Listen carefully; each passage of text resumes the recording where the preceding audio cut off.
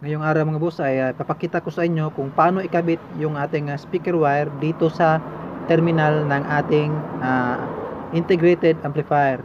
Dapat ang pagkakabit mga boss is right channel tsaka left channel.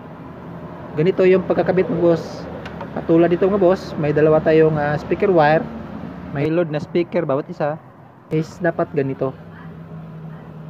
Ganyan tsaka ganyan.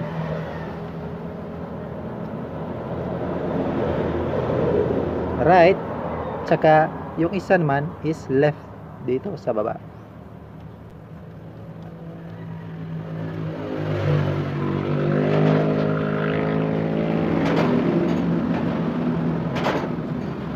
Ganyan yung tamang pagkakabit mga boss, para pantay yung init ng ating amplifier. Right channel tsaka left channel.